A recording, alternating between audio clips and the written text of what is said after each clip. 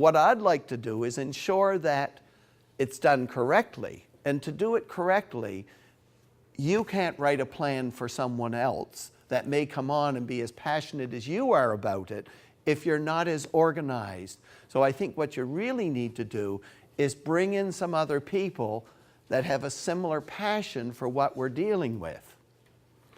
And then put your plan together based upon where you would like to see it really potentially and practically in several years' time. That's the plan that I'm suggesting needs to go into DFO so they feel comfortable that you are passionate, that you are committed, and that you are organized. And I mean by that, you have a plan that is practical, that is not pie in the sky, it is practical.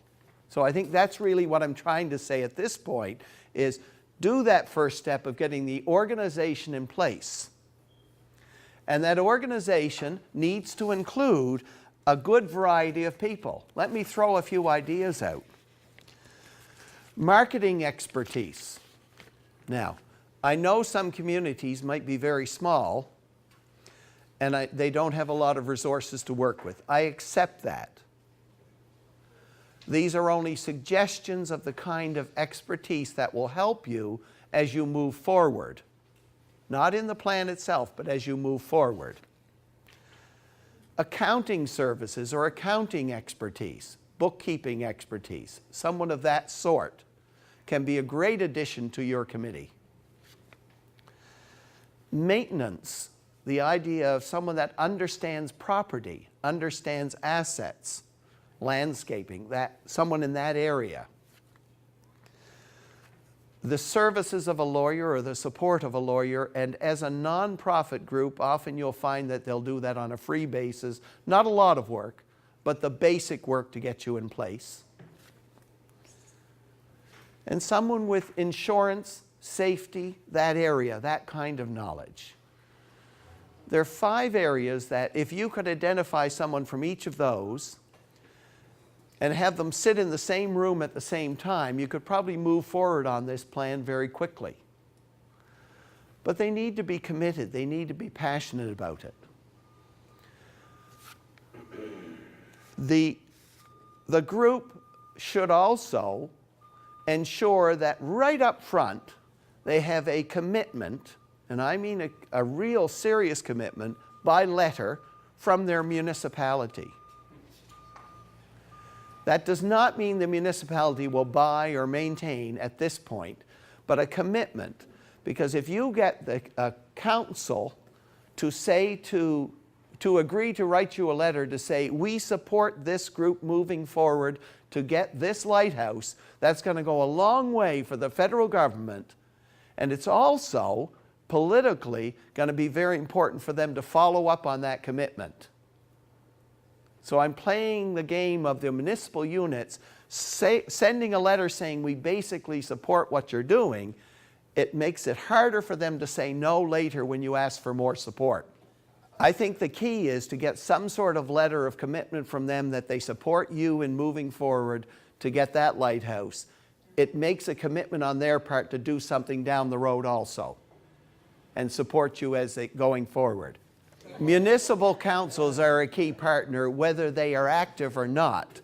They're a key partner in supporting this initiative because it sits in their municipal unit.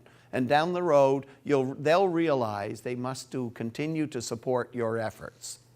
Another group or another set of groups is harbor authorities or other nonprofit groups in your communities. Useful to have them involved, useful to have them committed by letters of support. The plan doesn't have room and say you need to attach letters of support, but that certainly says that you've been involved and your community is involved and that they are supportive of what you are doing. So other groups who have a heritage bent, who have a coastal bent, who have a harbor preference or focus, they're also very good groups. They may be represented, but they don't have to be, as long as they're sharing with you. You don't want to kill all our volunteers by having them involved in too much. We're already involved in too much, but at the same time, they can do their thing, but if they understand and appreciate what you're doing and write to say they support it, that is a very strong support for an application. Okay? Another one is tourism operators and tourism associations. And I think they're a group that will, they're probably the group that receive the best, benefit. They generate the most from these beautiful locations. And they, I think, it's hard to get them involved because many are private operators. But their support, even in writing to say we support this initiative, interprets to how many of their customers they refer to these sites and bring statistics to you from them. So it's important to communicate this process that you're going through and get their support in writing. They may say, we send on an annual basis 5,000 people to that site or 200 people to that site. And when they say that, they're supporting the need to continue to maintain these sites. So I think it's important to get that kind of letters of support. They're the partners in the community that can help you be very comfortable when you go forward with your plan because they've made a commitment to help you through the process with just a letter to start. So I think that's important to bring on. Your organization really has a bit of time to get organized. A few months is not bad. It's possible to do it. But I was setting a site on a January date because nothing happens in December at the federal government or in many offices at the provincial governments or any other offices. People are enjoying and relaxing. They're not looking to process a lot of things during December, but plan for completion of that kind of thing by early January, mid-January, something like that. If you aren't organized to date, that's the direction that you need to go over the next 2 or 3 months. Now, what I'd like to do is go through the very basic requirements, and this is where we'll start to look at the sheets. I gave you a copy that you can write on, and then you have the other copies, and they're downloadable in any case from the website, so you can always access the application, but you'll see that the first one is very simple. You're saying, that's for internal use. The bottom part of that is the province and the Lighthouse. That's all you have to do. Very simple, this application. It's not hard at all, this part of it.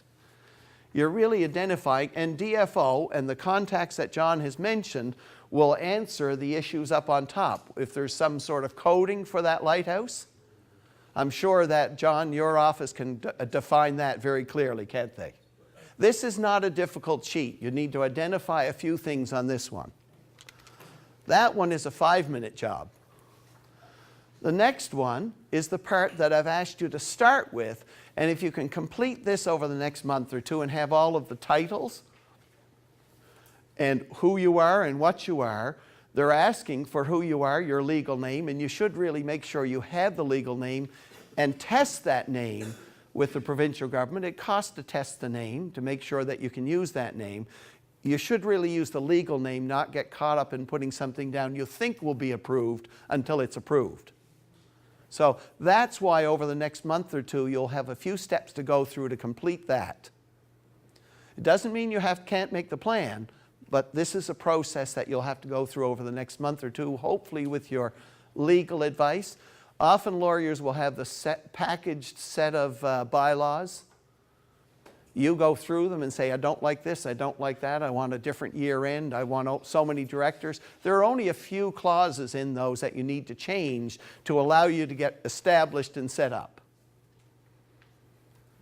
Use your legal advice, or everyone has a lawyer, or most communities have someone who can support legal requirements. Find out who they are and ask them for a little bit of advice in this part of it. It's not a hard part, but the process of getting registered is, the name is not automatic. Current status. Well, this one you need to ensure you don't forget. Canadian Coast Guard has to be able to have access, if it requires access, after the process has been completed. So there may be a need. And if you say no to that, your application will go no further. Okay? So do you know what the answer is in that question? Okay. It's fairly obvious that if you say no, it will go no further because they need to ensure that they continue to do what they're paid to do. Does the organization currently use this site? Do you say something like tourism destination? Or do they look for something very specific? In terms of does it use a site? Tourism destination is perfect, but does the organization use it? The organization is aware that people visit. Yeah. That's what you're saying, isn't it? The organization is aware. Now, that may... What are you talking about, the Canadian Coast Guard? Yes. Yes. Okay. That's for the first question. On the second question, do we presently use the site? There may be a festival that is based there. There may be just a walking trail that goes near there. Canadian Coast Guard would like to know who is using the site because they may not know it now. They may not have a person on the site. So it gives them some information. So it should be, does a organization create? That's right, because... The organization, which by reading that, I'm assuming that organization is the one that is applying. With the joint stuff. That's right. So it may be an organization or a community group. So add that information if it's... Add that information. That's what they've asked for here. So if you're aware of something, that's why you bring 3 or 4 or 5 people from your community together to prepare this organization, because you'll get answers like that from a variety of the community. Next one, your organization. When was it formed and what purpose? Well, that's what you're doing in this first period of time. You need to set out your mandate. It could be fairly simple. I'm sure there are several that you could apply to, or you could ask some that already exist, and I'm sure they'd provide their mandates, their missions, which they worked out over a period of time. Can I ask Friends of the Yarmouth Light, would theirs be available to people if they wish to use an example like that? I don't see why not. Yeah. There are groups, and we're all in this together. There are groups that have already organized, are already registered, that could easily provide that sort of guidance, not tell you what to write, but provide the guidance on how it was written. If you don't write it completely, you'll end up with a situation where you need to change it later on. So you try to get some examples of what has worked in a similar situation. It always exists. What is the structure? Well, you need to be organized to do that. So all of this, when you go to answer this, the organization should already be in place, shouldn't it? It should be registered, because you can't really answer this before you have a registration. Your structure can be very simple. Don't worry about employees. Say none at this time. This is a plan. The roles, the board of directors, nice to do that. And there are examples of a president's job description, a secretary's job description, a general manager's job description. There are many examples that you can put into your package to show that you understand a job description is necessary even for a volunteer. Today, volunteers need to know what they're expected to do and how many are needed. So it's useful to have some, but there are examples that you can steal, borrow, ask for from many other organizations. Probably the association would be a good resource. Could I suggest that they could ask the association and that you might identify a group that has that kind of information, the Yarmouth one or whoever? Is that fair, Barry? Absolutely. Okay. They are prepared that if you have an issue, because many of you aren't further ahead, through the association to identify another group who may be able to support the